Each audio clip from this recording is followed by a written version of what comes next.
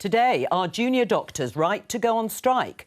How much will the government increase public sector pay? And should Ukraine show more gratitude? This is Politics Live.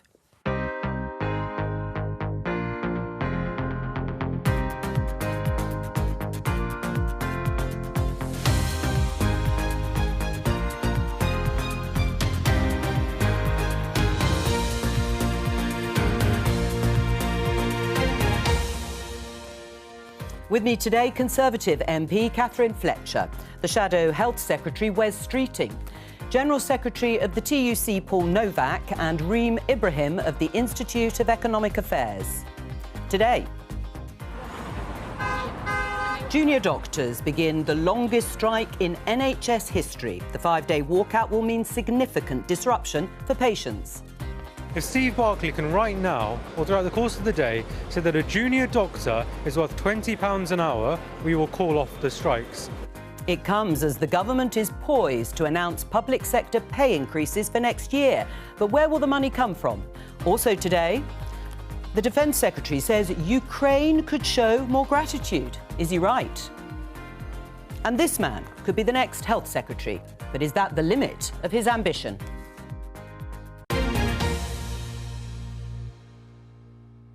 Let's start by showing you the front pages. As you can see, one story dominates in the blanket coverage that we've seen over the last 5 days. The question of the identity of the unnamed presenter at the centre of the media storm was resolved by Hugh Edwards' wife in a statement yesterday after fevered speculation. My opening question to the panel is, have the laws on reporting these kinds of stories done their job or been found wanting, Catherine? I'm acutely conscious in commenting on this that there's a man whose wife has said he's seeking medical treatment. So I'm instinctively quite leery to start debating moving forward. I want the BBC to be able to conduct its own investigation, and I want to make sure that no further harms come from anybody involved in this. So I'm not... Let's understand the facts of it, and then let's debate the kind of ins and outs when the dust has settled a bit. But broadly, do you think the laws as they stand are doing the job that they are supposed to do when covering these sorts of complex stories? You mean in terms of the fact that 1 in 6 of the British people had heard a rumour about the identity in advance? I think social media challenges us in lots of ways, and I think there are risks with that, as well as kind of freedom of speech arguments. I think we should just be compassionate and careful, both to the individuals involved that perhaps have engaged in behaviours are not cool, but also the individuals that are still coming forward reporting things that are of concern to them. Where are you, Wes? This is going to be a boring programme if we carry on like this. I actually broadly agree with what Catherine's just said. At this stage, I don't think we know whether or not the Sun's got this right, whether the BBC's got this right. We have been subjected to days and days of speculation, some really quite startling allegations reported in the Sun newspaper, lots of questions facing the BBC, which is why I think the investigation's right. I think at the end of this, though, whatever the outcome and whatever facts emerge, there are inevitably going to be some people who look pretty stupid as a result of things they have said about these events on social media without being in full possession of the facts. I've absolutely no desire to join those people with idle speculation. On the question of media regulation, I think the media have to report responsibly. I also think as legislators, we have to regulate carefully in the context of media freedom in this country. And I think any sort of press regulation, media regulation, is something that, as elected politicians, we should enter into very cautiously, because you don't want to be in a position where you are effectively having a chilling effect on free media and free press and an important pillar of democracy. But I think once the dust has settled, once the facts emerge, once the inquiries are reported, I think that would be the right moment for people at the BBC, The Sun and elsewhere in the media, and social media platforms, quite rightly, reflect on exactly what happened here and whether or not everyone got this right. There is a question for government about images. I think there are some fake images knocking around, you know, that perhaps have been generated by AI, and I think that's something we are looking at. Yeah, but you know. Paul, where are you? I don't think you can legislate for bad journalism and bad editorial decisions. And I mean, I don't read The Sun, I don't buy The Sun, I wouldn't give an interview for The Sun in the treatment of the Hillsborough families, the way they've demonised striking workers. But I think at the end of the day, Hugh Edwards has clearly got personal issues. Potentially he's got professional issues, and the BBC will have to deal with those and carry out its investigation. The Sun, though, in its coverage, inferred that there were criminal issues at play here, and that clearly doesn't appear to be the case. Well, because the police have said that they haven't found any evidence of criminality. What the Sun's motivations are, and I think partly it's about salaciousness. I think partly it's about having a pop at the BBC, I'll be quite frank. So, as I say, you can put all the guidelines in place that you want, the codes of practice. Bad editorial decisions, I think, are bad editorial decisions. Reem? I mean, I have an incredible amount of sympathy for the family and all of those individuals that are involved. I think it's very difficult. I think we in the media need to not be speculating. We don't want trial by media. I think that we need to also be aware of the fact that the Metropolitan Police have also withdrawn the investigation, so we know nothing unlawful has happened. So really, this is a matter of morality. It's a matter of BBC protocol, and therefore it's a matter for the BBC to investigate. Let's talk about the story that will be uppermost in many people's minds, and that's the junior doctors' strike. The BBC headline: junior doctors in England start 5-day strike. It's the longest ever in England. They say the government's refusal to talk ahead of the strike was baffling and frustrating. Well, you can understand that, can't you, Catherine? Why wasn't the government prepared to do that? So they are asking for a 35% pay rise and, have engaged in negotiations. But if they are striking in advance of what the pay review bodies are coming out with, and they are refusing to either engage on anything below that sum, I mean, where would it end if 35% is a reasonable demand? And that precludes sitting around a table talking to them. I think, well, the conversations have been had, but when you're just kind of running around holding a sword of Damocles, people use this service. There are people in pain. You know, it may risk us being able to kind of cut the COVID backlogs. Though there is a judgment call to be made about when people are being unreasonable versus when people are actually engaging positively on the topic. But just one thing. At uni, I shared with medical students. I saw how hard they worked to get the degree. I saw how hard they worked to go through their career. The junior doctors should know that they're incredibly valued. And I am slightly worried that their union, BMA leadership, is slightly...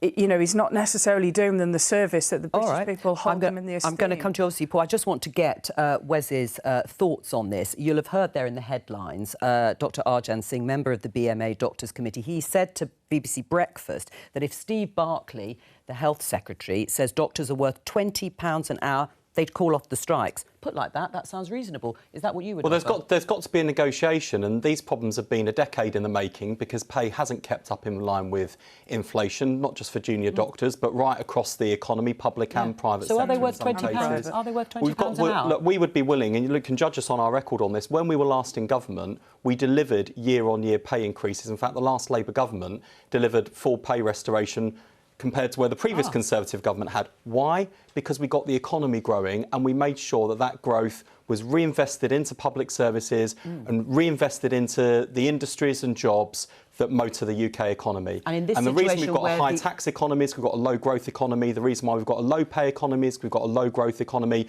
All roads lead back to growth, and that's why Keir Starmer and Rachel Reeves have rightly said this is the #1 priority for the next Labour government. In this economic situation, which you may inherit, are they worth £20 an hour? And this is why I've said, because I think they're calling for 35%, and I've said I've got to be honest, if I were the Health Secretary today, I would not be able to deliver 35% overnight. But we would be willing to negotiate. And what I cannot understand is why, whether it was the nurses, the junior doctors, now the consultants, why Rishi Sunak has not dedicated a minute of his own time into negotiating with the NHS workforce. Nonsense. He sat down with Boris Johnson to negotiate gongs and peerages for all of his cronies, but he has not spent a minute focused on these negotiations, and that's a dereliction of leadership. So Keir Starmer said that Wales NHS was going to be his blueprint for government. The waiting lists are worse in Wales. The employment is worse in Wales. The service is failing on all of the measures compared to England.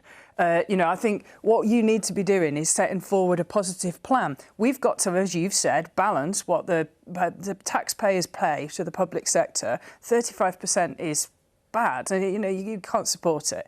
But you've got you've got us doing what the NHS want us to do, 2.4 billion into that long-term workforce plan. That's their plan that we're supporting. And the idea that the Prime Minister needs to personally engage with a union leadership that's making outrageous demands for him to be working hard on the problem, that's for the birds. Right. 2.4 billion is a lot of money. Well, let Wes respond. Well, I would just say a couple of things. One is, this isn't the BMA leadership or indeed the Royal College of Nursing or Unison's leadership saying, we demand this for our members.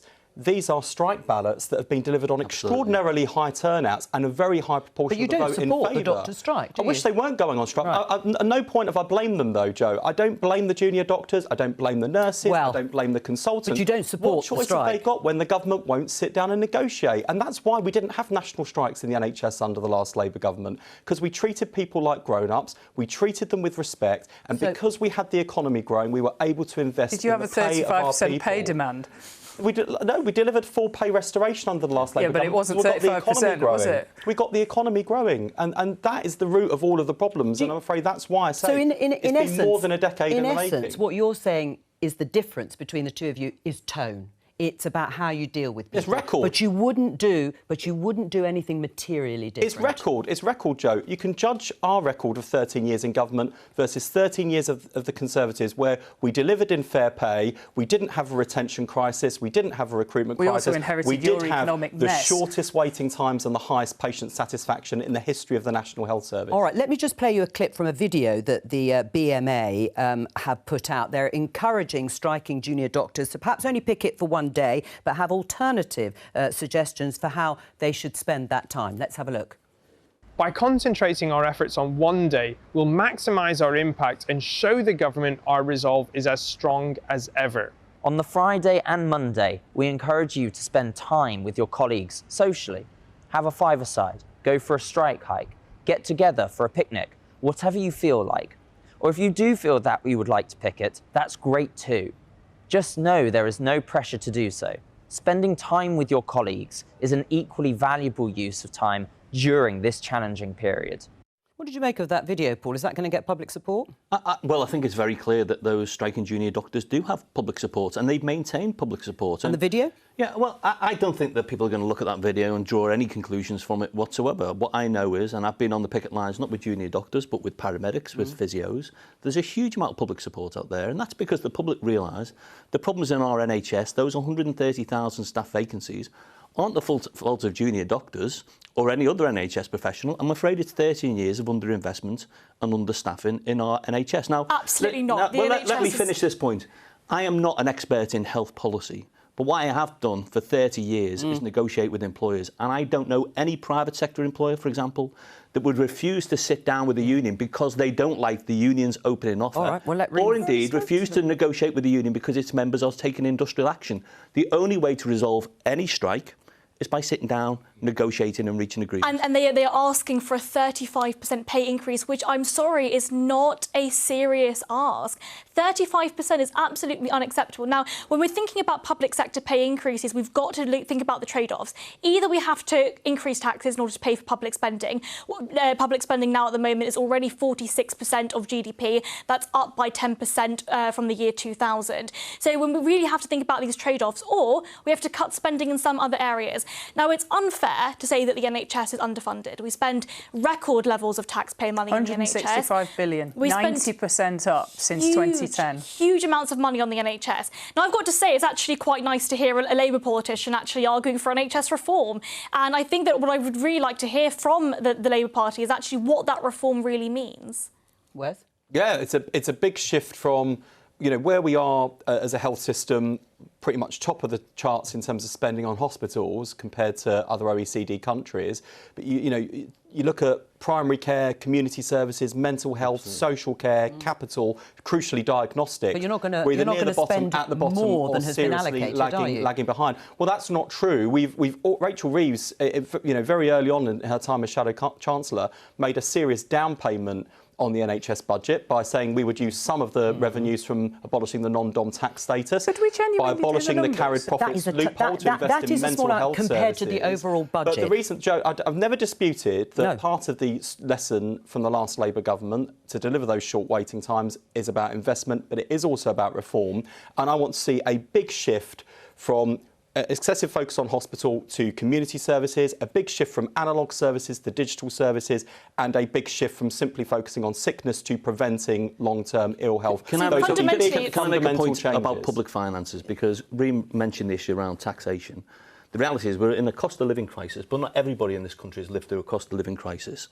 Our dividends have risen 3 times faster we're gonna come on- than wages. Chief executives' pay has soared. I think there's a sensible debate to be had about taxation in this country with But do those you- with the broadest shoulders to pay. We already have the highest And the 35%, you know since the full Second well, World the War. Hang on, Paul, let her 35% respond Reem too. is a red herring because no one thinks that the government is going to deliver a 35% pay rise tomorrow. What they want to do is have a serious conversation about pay restoration, but also solving that recruitment and retention crisis. Yeah. You're not going to be able to wish it away. Long-term It's a fact. Well, I workforce think plan. when it comes to the NHS specifically, I mean, we clearly the NHS isn't working. We've got over 7.3 million people on waiting lists. It's nice to hear Labour politicians actually talking about what this reform could potentially look like. It's nice to hear that actually the solution isn't just more of our hard-earned taxpayer money being thrown into what is effectively a bureaucratic black hole. What we need instead is to actually think about what kind of other systems we could seek to emulate in the United Kingdom. Look at the Australian US? system, not the US. There are more than 2 countries in the world, Paul. We could think about the Singaporean system or Australia or Germany or Sweden,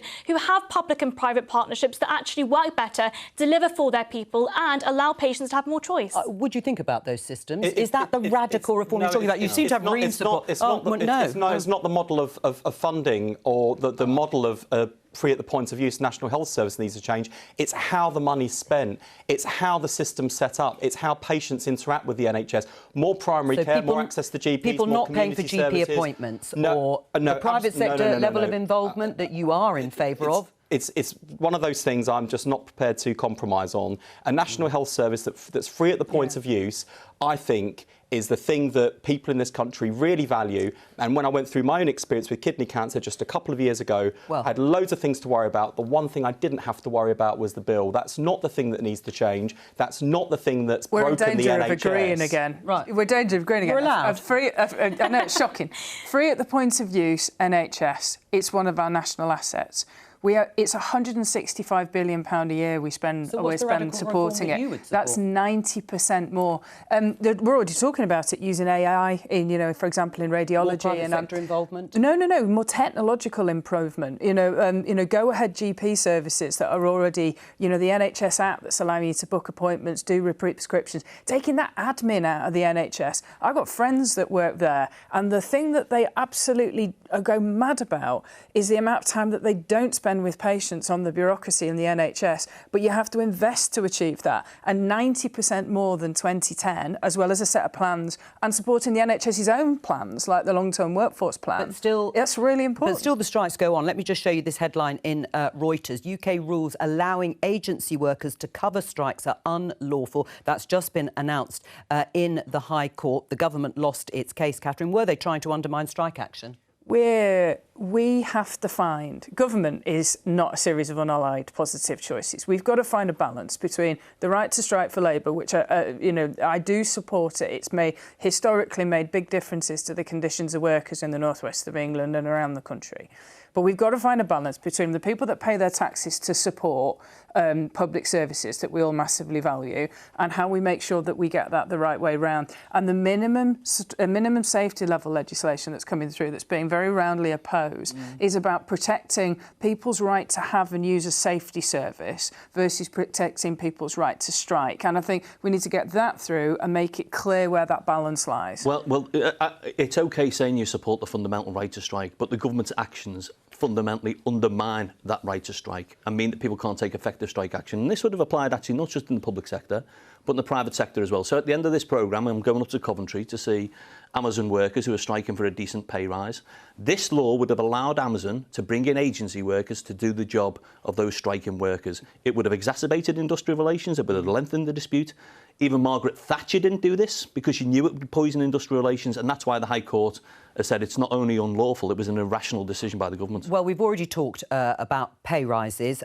Let's get some specifics that we're hoping to hear from the Prime Minister, who is meeting with the Chancellor this morning and is about to state whether or not the pay review body's recommendations of between 6 and 6.5% pay rise across the public sector, they'll accept it. Let's talk to our political correspondent, Ione Wells. What's the latest, Ione? Hi, Joe. Well, as you say, the Prime Minister and Chancellor have been meeting this morning to sign off what pay rises will be for different public sector workers. And the key question for public sector workers at the moment is, will they accept the recommendations that have been put forward by independent pay review bodies? Now, I've been told that those recommendations range from about 6 to 6.5% pay rises. What's tricky here is government departments had said in their submissions to these independent pay review bodies that they could budget for about 3.5% of a pay rise. So clearly a big shortfall there. The Chancellor has been pretty clear that he won't borrow more to fund any additional pay rises above what the government budgets have allowed for. So if the government does decide to accept pay rises of more than 3.5%, the chances are the government are going to say that will have to come out of existing government budgets and departmental budgets. So the challenge here, I think, and this will be something which I'm sure unions will comment on as soon as we have those figures, is if they don't match the independent pay review recommendations, that will be a concern from striking workers. If they do match them, but say that they have to be funded by cuts from departments, I think that is also something that unions and public sector workers will not be particularly happy with. So I think we will expect probably later this afternoon to hear from the Treasury, from the Prime Minister, perhaps outlining their rationale for what decisions they will have made. But certainly I don't think this is the end of this dispute. Ione Wells, thank you very much. Should the government accept the recommendations of the pay review bodies? Usually it does, if it's 6 to 6.5% for public sector workers. Yeah, so I haven't seen them. I mean, that's the speculation on what's around it. We're pretty sure that that's the range. So that, I think the Prime Minister's only just about half an hour ago left the chamber. He's been talking about our support for Ukraine. So I think there maybe needs to be a bit of time before he can meet with the Chancellor. Course. But what's your view? 6 to 6.5% pay review bodies. We're pretty confident that that's what they've recommended. Should the government accept it? I think the government needs to get to whatever delivers on halving inflation, because inflation is the thing that makes us all poorer. And so I am not an economic brain, I'm a scientist, but I know that striking that balance between supporting people as, kind of some of the commodities that go flying up after the end of COVID and, Putin weaponising energy prices, we've got to but we cannot have inflationary pay rises, because it makes everybody poorer, and actually it kind of gives with one hand and takes away with the other. Well, that's the government consideration. Should they accept the 6 to 6.5%, or do you agree with Catherine that actually there is a risk there in fuelling inflation? I'm not sure I buy this argument about inflationary pressures, not least because, and I think this is one of the things the government genuinely has to take into consideration. If you look at the rate, what I think makes this set of industrial disputes different from where we've been in previous decades is that private sector pay is rising significantly. Yeah. And so this isn't just a question, important though it is, about the pound in people's pockets and people's ability to pay their bills, which you can totally understand why so many people are out on strikes, they're really struggling. It's also about the public sector's ability to recruit and retain I understand our that. workforce. So on that basis, would you accept the pay review body? From the NHS? Well, we'll see what they recommend. Let's say 6 to 6.5%. All of our policies are fully costed and fully funded, Joe. So you couldn't borrow more then if you want to stick to those fiscal rules? We're really clear. Rachel Reeves' fiscal rules are very clear. So you wouldn't accept 6 to 6.5%? No borrowing for day-to-day inflation, but we would make different choices. And I'll give you some examples, going back to the point that Paul was making earlier about fair taxation. We have got the highest burden of taxation in this country for 70 years on people on low and middle incomes. Where Labour has sought to raise money for policies we want to put in our manifesto, look at the inherent fairness in there. the tax on non-DOMs, closing the carried profits loophole on private equity fund managers, abolishing the charitable status of private schools to fund the education of the 93% of people who go to and we absolutely can tell you, I can tell you, having doing the rounds with the Shadow how many Treasury state team, school students, how many private school students are now going to have to go into the state school as a result of the abolition of the charitable status? I do not buy the silly crocodile tears argument of the independent school sector. They put their fees up year after year after year, and parents pay them. It's just total. It's not the politics of envy. It's the politics of funding public services for the many. The fundamental issue is there any evidence at all that it's the pay of school teachers or prison officers that's driving inflation in this country? Well, why do you not think it is? Well, because we've had year on year of real terms pay cuts. I mean, the average public sector worker in this country is £260 a month worse off than they were in 2010. The chief economist... But inflation at that point was in a very different place. The chief economist of the IMF has dismissed talk of a wage price spiral. And in fact, the governor of the Bank of England, I took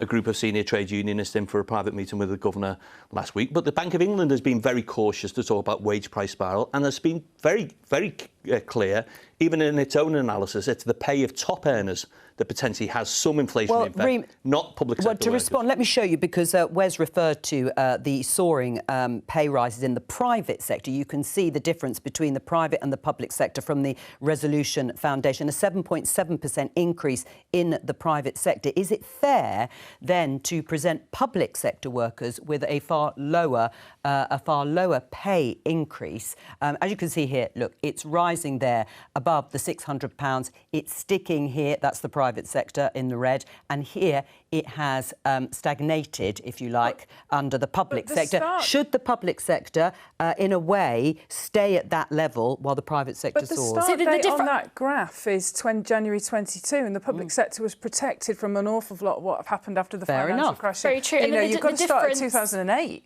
The difference between the public and the private sector... Sorry, the difference between the public and the private sector is, of course, the private sector pay is decided by supply and demand. The public sector is decided by the state. Now, won't it fuel inflation in the same way? So this is where I actually agree with Paul here. Actually, you know, increasing public sector pay won't necessarily cause a wage inflationary spiral here. That's not the case.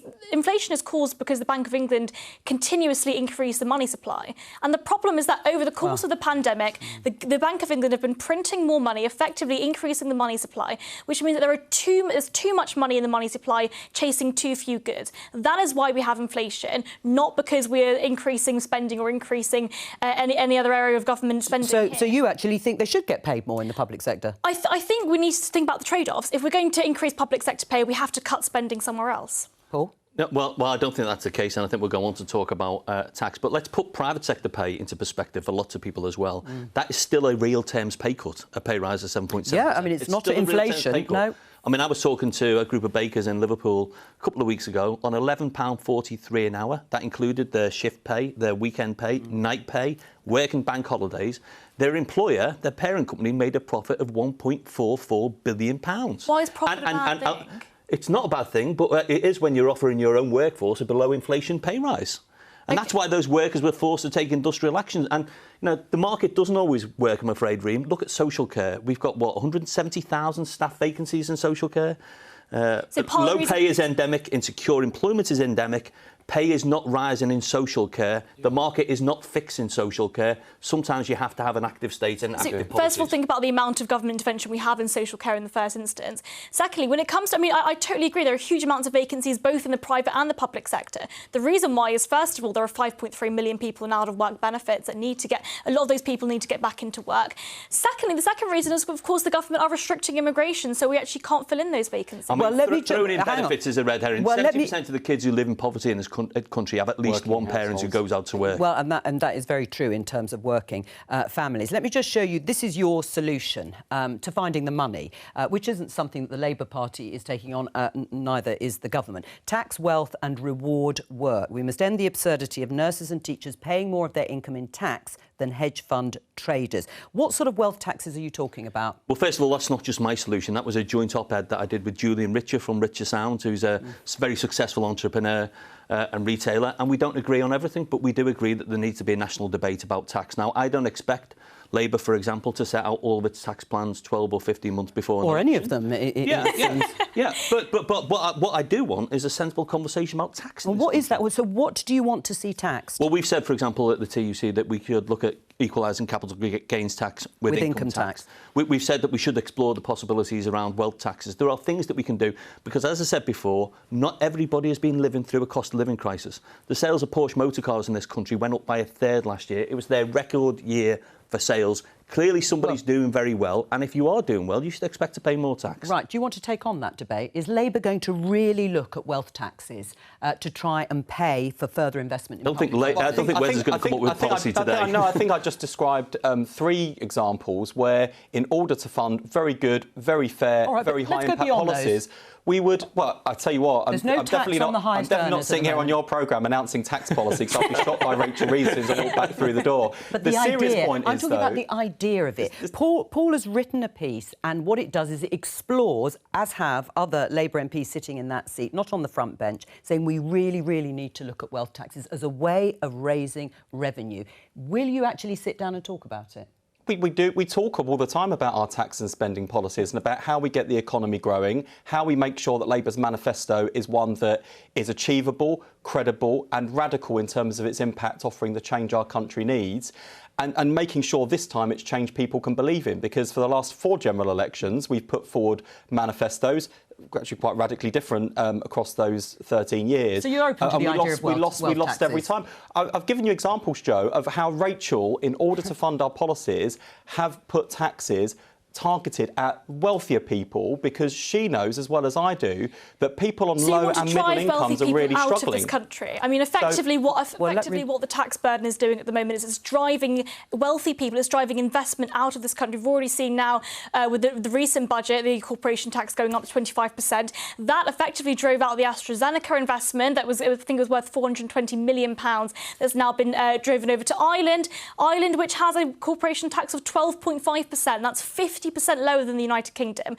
Would you reduce corporation tax? Well, the reason why we've got a high tax economy is because we've got a low growth economy. And I'm afraid it does stick in the craw, doesn't it, that the Tories say, oh, it's really terrible, these inflationary pressures, and it's really difficult, we've got to balance these books. Well, of course it's difficult to balance the books when you went on a joyride with the economy and crashed the car and left everyone paying the price. Of course it's difficult to pay the bills when you've literally sent billions of pounds up in smoke in wasted PPE. The Tory party is very careless with other people's money all the time. Very careless. The PPE argument is the same as the private schools argument, which is you deploy a figure that sounds big and then spend it about 5 different times. Right. One of the Prime Minister's 5 priorities is grow the economy. How's it going? We have actually got the highest growth since 2010 of all of the European economies.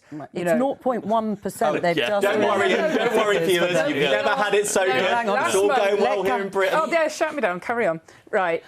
Since 2010, we've grown the economy higher than anybody else. The corporation tax thing has got the super deduction within it. It's also got massive capital investment grants because it doesn't make great kind of lines on a political TV show. Why are companies like AstraZeneca leaving the United Kingdom? Well, there's all sorts of reasons why there's a shortage of private sector investment in the UK economy. Partly we've got a government that's got no industrial strategy whatsoever, that's taken its eye off the ball in terms of how we get to net zero. Literally just but crucially, look at what's happened to growth. We've had no growth in the UK economy. In Spain, where they have introduced a wealth tax, faster growing economy than both France and Germany, there hasn't been an exodus of wealthy people. And I think you could walk down Bond Street or any of those big shopping streets in the UK. I don't think there's any evidence that the rich are fleeing the UK. Well, let's talk about your book, Wes, because, yes, you're the Shadow Health Secretary. You also had a diagnosis of cancer, were treated on the NHS. Was that part of the inspiration for writing your memoirs? Yeah. You're very young to be writing your memoirs. Initially I said no to the publisher because I think this is the sort of thing people do at the end of their careers. I hope this isn't like the career-ending memoir. The reason why fundamentally I wrote it is, I think, a couple of reasons, but it's a different story than most politicians would tell. And at a time when I think people find it hard to connect to politics and politicians, I hope that in some way it shows we're not all the same and not all born with a silver spoon in our mouth and not all in it for all the reasons that people read about in the newspapers. And the second thing is, as Keir was saying the other week, I genuinely think there's a class ceiling in this country. And I think there are But you made it. things that I've learned through experience that have made a difference in my life. And yes, hard work and individual effort counts, but so too does secure and affordable housing. I would not be where I am today without a council house. So does a great state education. Would not be here without my teachers. My mum relied on a social security safety net, which I'm afraid barely exists in our country today. And it's not actually a political memoir, but in the final kind of chapter, I do kind of hit people on the nose with the politics, because what breaks my heart is that kids that are growing up in my constituency from backgrounds like mine today, state schools in London might be better than they were in the 1980s. You don't think they would be able to make it in the same way that you have? No, they are being pushed from pillar to post in temporary accommodation. They don't get a chance to build a relationship with their teachers. The social security safety net is barely worthy of the name. I think there are so many things that have gone fundamentally wrong in terms of deep entrenched inequality in our society. Catherine. And that's the thing we've got to solve. Well, Catherine, what about your story? Do you agree with Wes that there is a class ceiling that has existed, since 2010 when the Conservatives came in, or have you got a different version? So when I heard about this, I had two kind of mischievous thoughts and one serious one. The first one was, does this count as a second job, and were you just getting it in before Labour banned them? The second one was, is this a leadership bid? Because, we all know that, like the British public are starting to wise up to the fact that Keir Starmer will just say whatever he thinks that somebody wants to hear. But then the fair one is, people like us that come from different backgrounds do need to tell our stories to make sure that little Johnny or little Bob or little Margaret or, little Catherine or little Wes goes, oh, actually, we possibly can do that. If they've done it, there is a route, it can happen. People do expect politicians to be stinkingly posh, and not all of us are. Yeah. But do you think a Catherine Fletcher now would be able to achieve what you have sitting here today? I think education's the key to all of it. So that's why, the improvement that we've seen in the PISA league table since we put the education reforms in 2010. The school I went to, I used to travel to go to access an amazing education. But the school that was round the corner has been shut. It was that bad. The year I graduated my GCSEs, that school got 15% A to C GCSE passes, whereas the state school I was at got 92. Now, that level of gap in the 80s and 90s stops, and the focus on education, and then allowing people to catch up, lifetime skills guarantee, switching to apprenticeships and T-levels. I think the most disastrous thing that the Labour government did was make that 50% university pledge. I think, we've had to write that with apprenticeships, T-levels, retraining in adult skills, because it was giving people skills that the job market didn't want to kind of break a social mobility barrier. And it was well-meaning but wrong in its labour market effect. Wes? I think the 50% target was transformational in terms of getting more working class kids to universities. I agree we need to focus on the other 50%. That's a big plank of what Bridget Phillipson and Keir Starmer were saying the other week. The one thing I would say, though, is that under the last Labour government, the attainment gap between kids from the richest and poorest backgrounds was narrowing and child poverty was falling. We're now seeing those trends slip into reverse.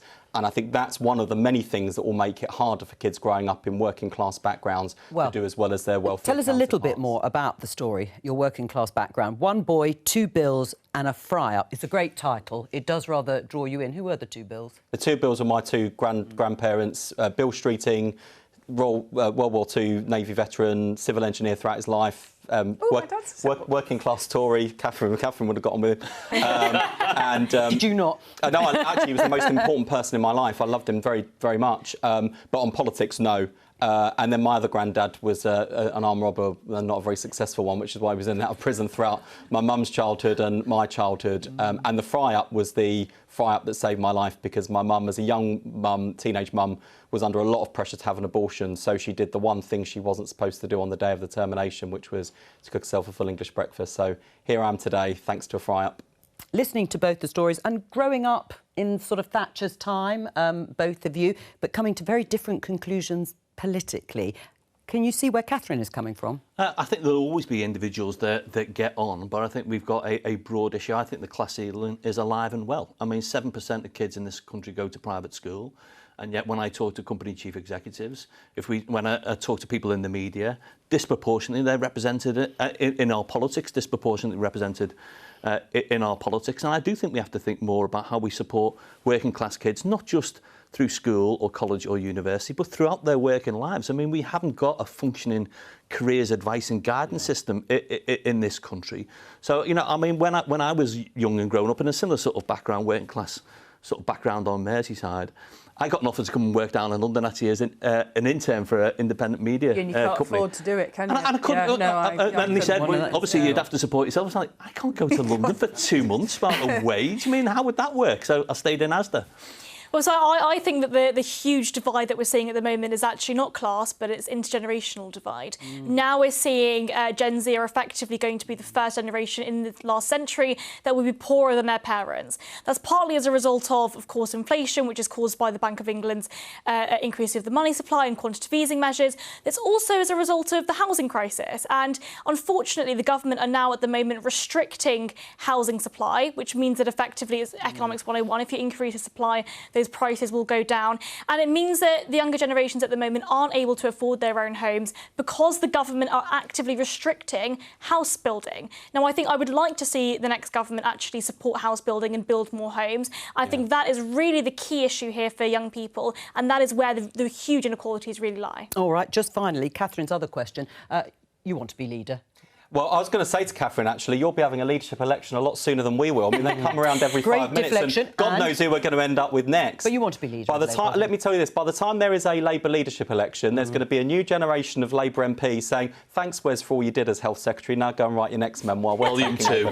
Volume 2, you'll be like Alistair Campbell. The Guardian, US and UK call for more gratitude from Kyiv after Zelensky's NATO complaint. Big sigh there from you. Speaking at the NATO summit in Lithuania, Ben Wallace recalled driving 11 hours last summer to arrive in Ukraine and be greeted with a long list of requests for arms, which is what, to some extent, prompted this "they need to show more gratitude." Was he wrong? I think this may be, in the famous words of the late Queen, a recollections may differ moment, but our commitment to Ukraine is kind of leading in Europe. You know, it's 4.6 billion quid. We were the first to send them tanks. We were the first to train the pilots. And are they showing enough gratitude? We were the first to send them long-term messages. If you look at the Defence of Ukraine Twitter account, which I follow, they're constantly posting pictures of us, like, training their troops in Salisbury and supporting them. What are we doing here? We're trying to protect Europe and support the Ukrainians to get an unprecedented war, get the Russians off their land, and we're doing a cracking job of it. Right. So are they showing enough gratitude, the Ukrainians? What? The Ukrainians... So Ben Wallace was wrong. The Ukrainians don't care. They want the Russians out of their back garden, and everybody is grateful for the help that they're getting, because they are the front line of a war against someone that was trying to weaponise energy prices. Was he wrong?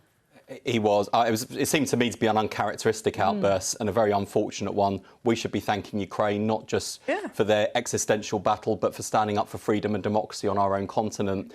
Similarly, if I can say, I think the Prime Minister's tweet about the Labour Party and NATO yesterday, which he doubled down on today, was petty, small. And what do we want people, our enemies, looking at? I was behind Oliver Dowden. What do we want? Angela Rayner stood up and had to go at him for being there because the Prime Minister wasn't there. Hang on a second. He's either at NATO or at the dispatch box. He can't do both. We're not divided on Ukraine. And we don't want our enemies to think we're divided on Ukraine. And we're not divided on NATO either. We should be sending a strong, united and powerful message to this country's enemies that whoever's in government, Labour or Conservative, we will stand up for Ukraine, stand up for UK defence and security. And under Keir Starmer's leadership, there is no question about that whatsoever. Just before we continue, we're just hearing in the Commons, John Glenn in the Treasury team has said that the government accepts the pay review recommendations for public sector pay in full.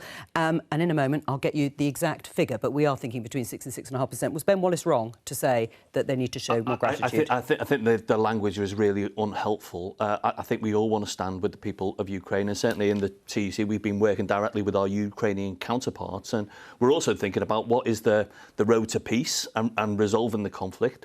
And I have to say, I was really disappointed. The UK government a couple of weeks ago hosted a conference on reconstruction in the Ukraine, and the one civil society actor not invited was Ukrainian trade unions. Yes or no? Was you wrong? He was definitely wrong, and I think that we need to remember not to bow down to aggressors. Putin and Putin's Russia is aggressive. I need to get your response. Wes, yes, Rishi Sunak has approved the following public sector pay rises: teachers 6.5%, junior doctors 6%, police 6%, and so on.